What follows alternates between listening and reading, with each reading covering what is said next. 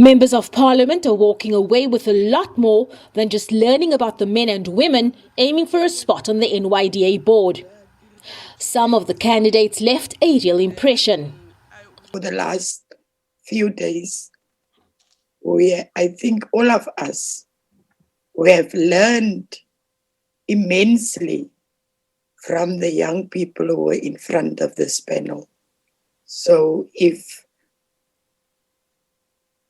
today we can still listen and take note of what our youth are experiencing and feeling in this time, and also the very good proposals and suggestions that is coming out of these discussions. Candidates were asked to share their views on a range of challenges and issues facing South Africans, especially the youth. Challenges in South Africa are multifaceted. I think the first one that comes to mind, speaking as a woman, is crime.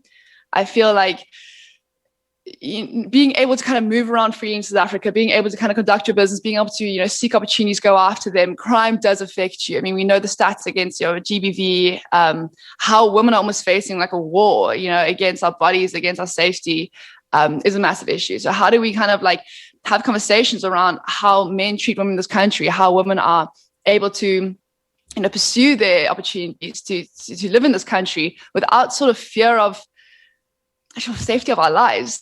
Being chosen as a board member during the COVID-19 pandemic adds a new dimension to the role. South Africa already are sitting at the young status on whereby the most vulnerable people are the youth in that vulnerable sector of unemployment.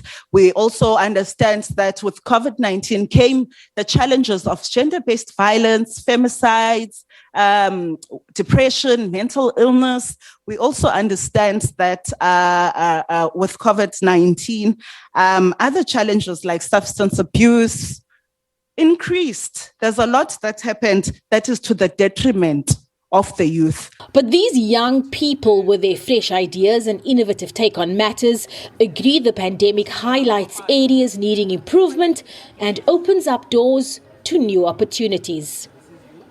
The National Youth Development Agency was established through an Act of Parliament, and its mandate is derived from legislation.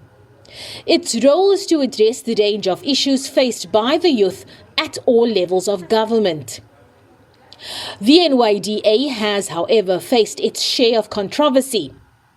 The most recent being the list of names initially recommended as board members. These were rejected by National Assembly Speaker Thandi Modise. This means that we take responsibility as Parliament when we make recommendations to this House, through this House to the executive, for people to get into very strategic positions.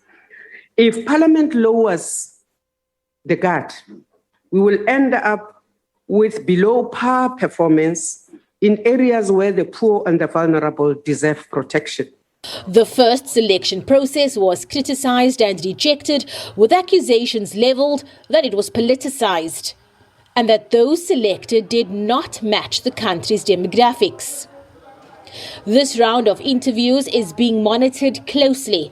Deliberations discussing how candidates performed will start next week. Abra Barbia, SABC News, Parliament.